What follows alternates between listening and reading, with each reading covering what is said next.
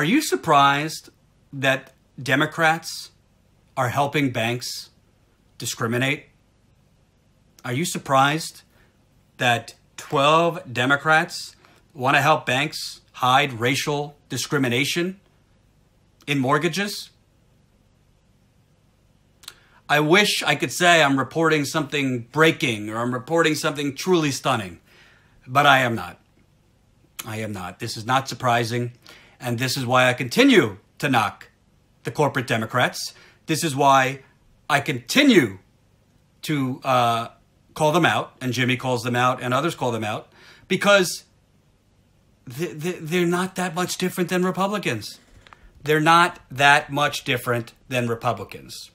How's that for whoever just told me it was a tough angle? 12 Democrats. I'll read it to you. HuffPost. Tim Kaine isn't shy about his work as a fair housing lawyer. When he ran as the Democratic Party's vice presidential nominee in 2016, the Virginia senator routinely touted his past pro bono efforts to help low-income families deal with shady landlords and racist lenders.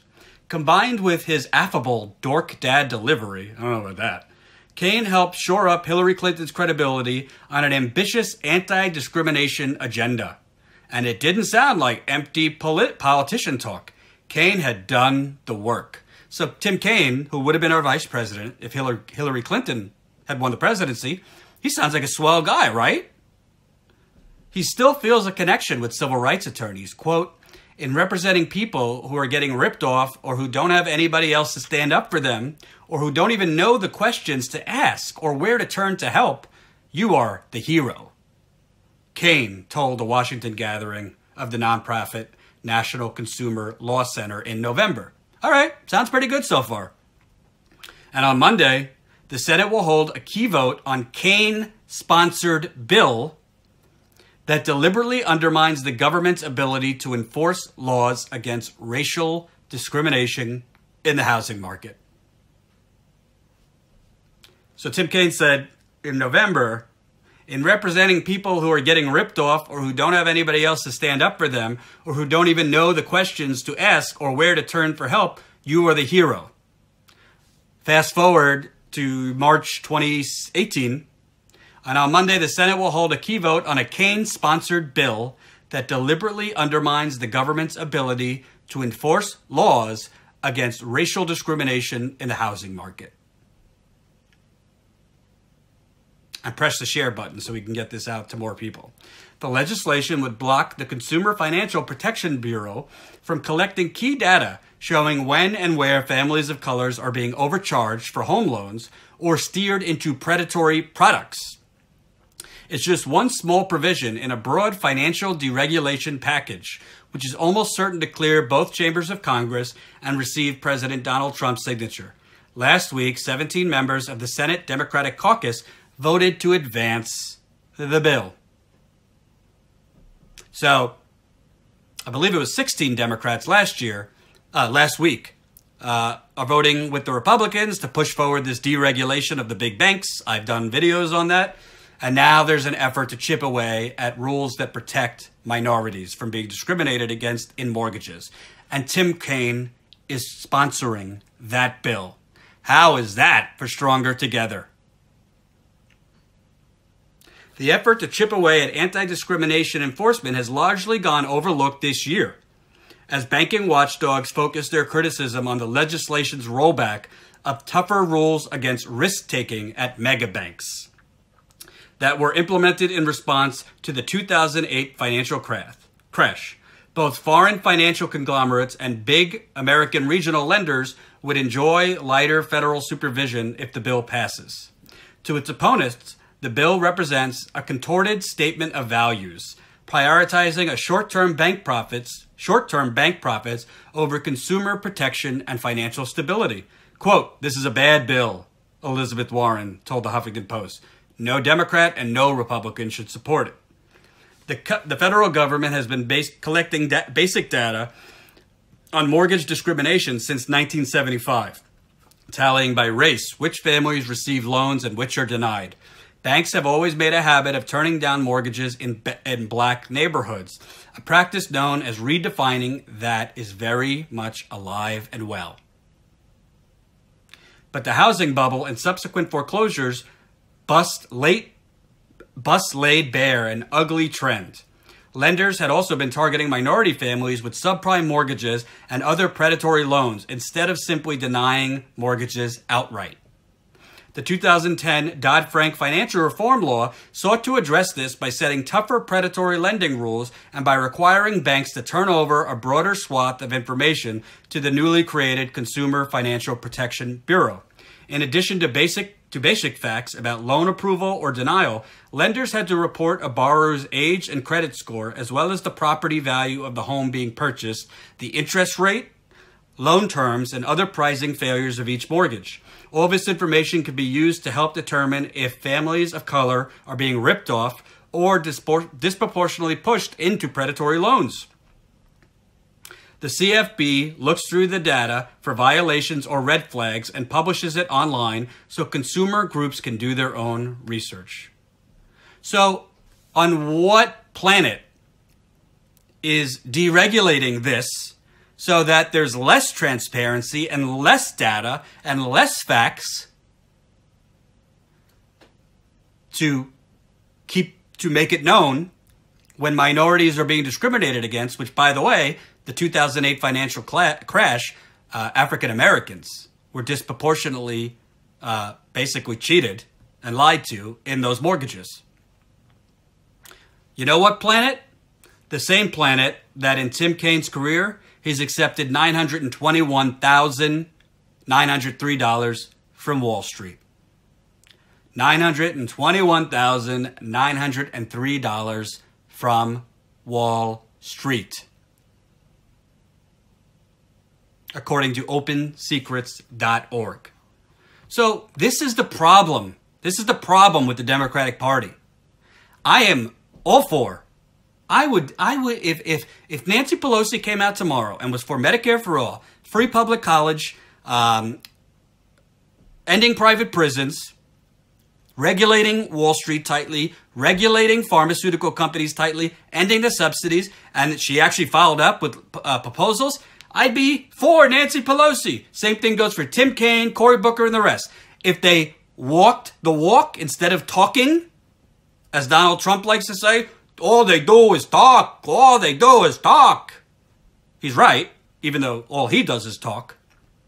But you got Tim Kaine, who went around on the campaign trail, placating Latinos, speaking in Spanish at rallies, who went along with Hillary Clinton saying he's going to tell Wall Street to cut it out. Cut it out, Wall Street.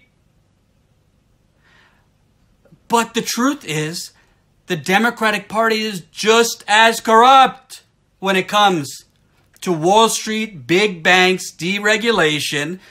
10 years after deregulation crashed the global economy, which I'm sure many of you are still feeling the impacts. If you lost your job, or you lost your home, or your 401k got cut in half, they're doing it again. They're doing it again. And Tim Kaine, who has lauded himself as a fair housing attorney, is sponsoring a bill to deregulate basically transparency when minorities are being discriminated against. Come a long way from the days of being a fair housing attorney. How about that, Senator Kaine? And let me check. Is Tim Kaine up for re-election this year? I believe he is in Virginia.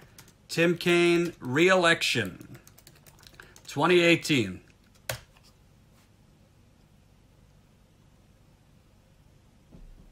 Yep. Tim Kaine is up for a second term in the great state of Virginia. And I doubt the local media in Virginia is going to report on Tim Kaine pushing deregulation so that it screws minorities, because what do they care? The local media, the national media, they're in the same business with the banks. Half of them are sponsored by banks. Morning Joe, sponsored by Bank of America. Political Playbook, which sends out an email every morning, brought to you by JP Morgan or Morgan Stanley. I mean, at least they don't hide it, right? And by the way, this isn't some like hypothetical thing that banks possibly discriminate against minorities. Headline, February 27th, Wells Fargo accused of preying on black Latino homebuyers in California. If you have a Wells Fargo account, they're screwing minorities. Wells Fargo discriminated against black and Latino homebuyers in Sacramento, California by pushing them into more expensive mortgages than white borrowers, according to a federal lawsuit that cites former employees. The city of Sacramento accused Wells Fargo of, quote, long-standing pattern and practice of illegal lending in minority and low-income communities that reduced home values, limited property tax revenues, and drove up foreclosures. Quote, Wells Fargo discriminatory lending practices place vulnerable, undeserved borrowers in loans they cannot afford, said the lawsuit.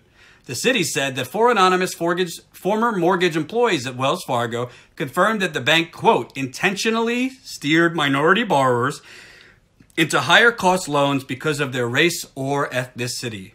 Black Wells Fargo borrowers in Sacramento with credit scores above 660 are 2.8 times more likely to receive a high cost or high risk loan than than comparable white borrowers, the lawsuit said. Latino borrowers were 1.8 times more likely, the suit said. So maybe Tim Kaine, next time he's running for re-election, or maybe he's going to run for president, who knows, he could speak in Spanish and tell them that he's helping to screw them. And I want to be clear, it's not like Republicans are better than Tim Kaine. They're doing the same stuff. I'm not excusing the Republicans. But the Republicans aren't the ones pretending to be the party of the people. I mean, does Paul Ryan say anything that makes it sound like he give a damn about you? Does Mitch McConnell or his neck say anything that makes you think they're for you?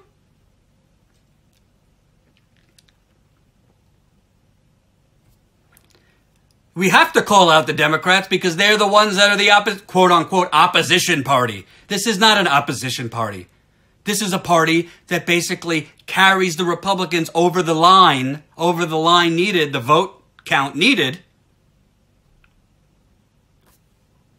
to pass discriminatory, destructive policies. Thanks for nothing, Schumer. You're right. I mean, you really can't make this stuff up. And you can't expect the corporate media to report on it. Frankly, I'm not seeing enough about this in independent media. I mean, the numbers are the numbers. Tim Kaine has taken nearly $1 million. Nearly $1 million in 5 years. He's only been a senator since 2013. He's taken $921,903 from Wall Street. And by the way, lawyers and law firms, he's taken $1,743,242 from lawyers and law firms. Well, guess what? A lot of those lawyers and law firms are financial lawyers. Financial services lawyers that represent, wait for it, big banks. It's disgusting, if you ask me.